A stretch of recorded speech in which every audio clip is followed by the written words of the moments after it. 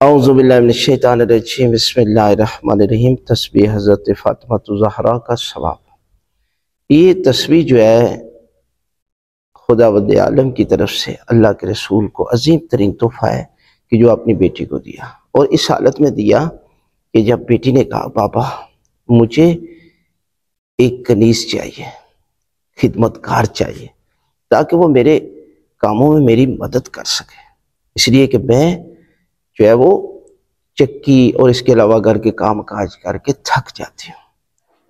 لہٰذا اللہ کے رسول نے فرمایا کہ بیٹی میں تمہیں ایک ایسا تحفہ دے رہا ہوں کہ جو دنیا و آخرت میں عظیم ترین ہے، اور جب بھی کوئی پریشانی ہو تو یہ ذکر کیا کرے، پروردگار تھکاوٹ کو دور کر دے گا، انسانوں کے لیے آسانیاں کر۔ لہٰذا اللہ کے رسول نے اپنی بیٹی کو سب سے عظیم تحفہ تسبیح کا دیا۔ حضرت امام جعفر صادق علیہ السلام فرماتے ہیں اپنے خاص صحابی ابو ہریرہ کو، آپ نے فرمایا کہ جس طرح ہم لوگ اپنے بچوں کو نماز کی تلقین کرتے ہیں، اسی طرح تسبیح زہرا پڑھنے کا حکم بھی دیتے ہیں۔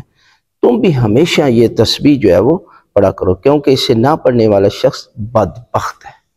یعنی یہ تسبیح جو بندہ نہیں پڑھتا نماز کے بعد وہ بدبخت ہے۔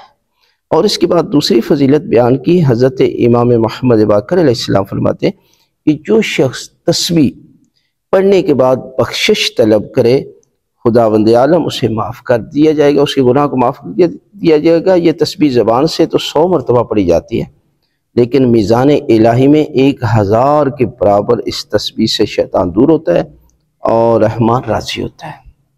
یعنی دیکھنے میں تو یہ 100 الفاظ ہیں، لیکن ان کا اجر و ثواب ہزاروں میں چلا جاتا ہے۔ اس کے بعد حضرت امام جعفر صادق علیہ السلام فرماتے ہیں کہ مجھے ہر نماز کے بعد اس تسبیح کا پڑھنا ہر روز 1000 رکعت نماز پڑھنے سے زیادہ محبوب ہے۔ یعنی معصوم فرماتے ہیں کہ جو بندہ یہ تسبیح پڑھتا ہے اس کا اجر 1000 رکعت نماز پڑھنے سے زیادہ ہو جاتا ہے۔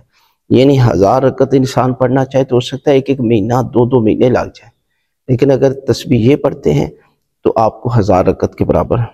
حضرت امام جعفر صادق علیہ السلام فرماتے ہیں کہ واجب نماز ختم کرنے کے اٹھنے سے پہلے جو تسبیح حضرت زہرا پڑھے اللہ اسے معاف کر دے گا، اور اس تسبیح کو اللہ اکبر سے شروع کیا۔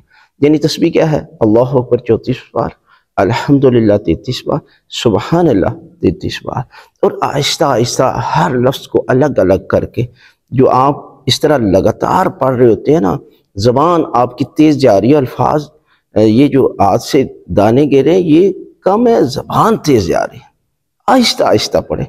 اور یہ ذکر کثیر ہے، ذکر کبیر ہے، اور عظیم ترین ذکر ہے۔